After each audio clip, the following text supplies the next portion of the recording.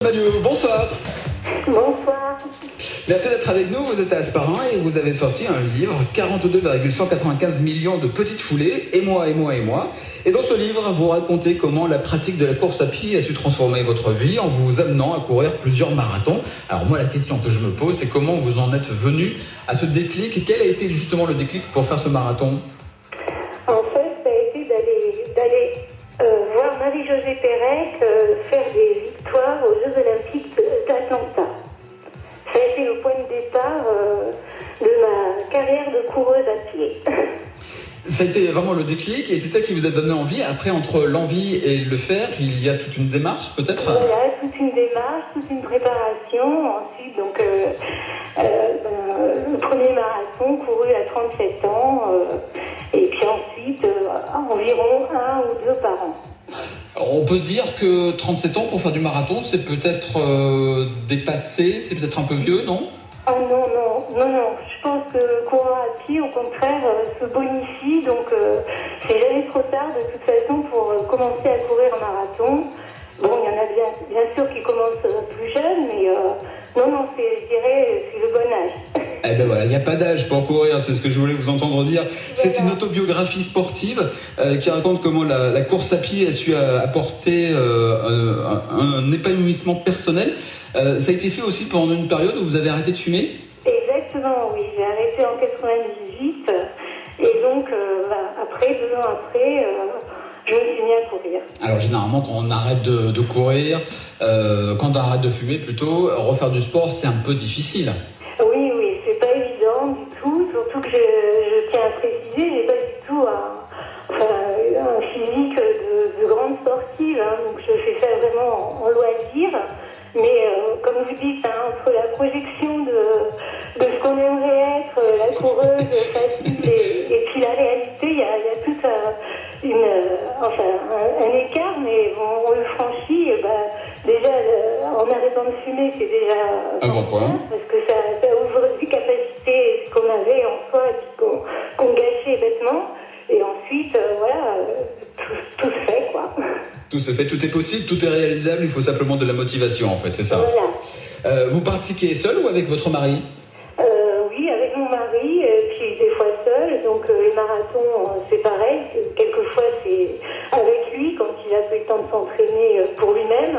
Donc il a la gentillesse de se mettre à mon niveau et de courir à mon rythme. Mais sinon, oui, c'est une passion partagée, une passion de couple qui nous amène aussi à faire des beaux voyages. Parce que souvent, c'est des marathons qui ont lieu sur des lieux de vacances, donc exotiques à souhait. Exactement, donc vous racontez dans votre livre les récits de ces 12 marathons. Alors ça a été Paris, bon, à la limite, j'ai envie de dire classique, mais il y a également Hawaï ou encore Singapour. Voilà, c'est ça. Et puis bien d'autres encore en Australie, et notamment en Australie, ça nous a amené à rencontrer des amis qui sont venus, des amis australiens qui sont à leur tour venus courir le marathon du Médoc avec nous.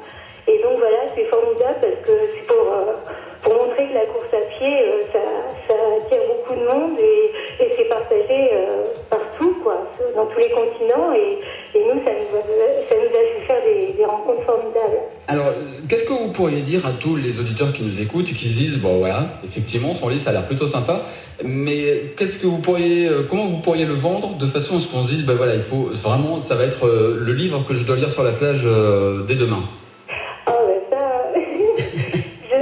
Il faudrait qu'ils aillent voir sur mon site où j'ai des avis de lecteurs déjà, et des avis de gens qui l'ont lu.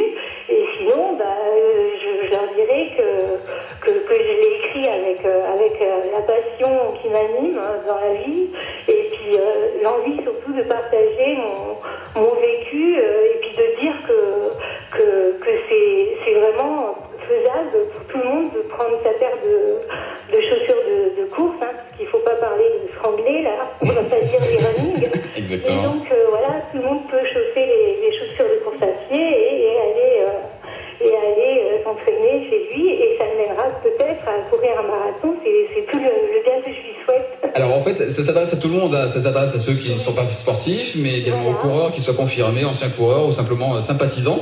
Voilà. Tout le monde va se retrouver dans votre livre, puisqu'en fait, c'est vraiment quand on veut, on peut. C'est ça, en fait, la devise. Voilà, un petit peu, oui. Bon, en tout cas, c'est un livre que je vous recommande, qu'on vous recommande, 42,195 millions de petites foulées, et moi, et moi, et moi. C'est Chantal Madio qui a sorti ce livre. En fait, il faut dire Chantaki, hein, parce que j'ai pas publié sous mon nom sous mon nom réel. C'est un pseudo, voilà. D'accord, pardon, je vais te casser le mythe. Zut, pardon, excusez-moi. En plus, vous savez, c'est un pseudo qui attire les Basques parce que c'est à connotation un petit peu basque. Ah, d'accord, voilà. Non. Ah, je suis désolé. Non, c'est pas grave. Et voilà, et pour dire aussi qu'on peut trouver mon livre à la Fnac de Bayonne, dans toutes les librairies et sur tous les sites de vente de livres, quoi. Et bien voilà, ça s'appelle Et évidemment, l'éditeur est du livre. Ça s'appelle 42,195 millions de petites foulées, et moi, et moi, et moi. Merci infiniment d'être venu jusqu'à nous pour nous parler donc de votre livre, de votre expérience. Je vais vous souhaiter une belle soirée. D'accord, merci beaucoup à France 2 Bleu Pays Basque et merci Thibaut, enchantée. Avec un grand plaisir, à bientôt. À bientôt, au revoir.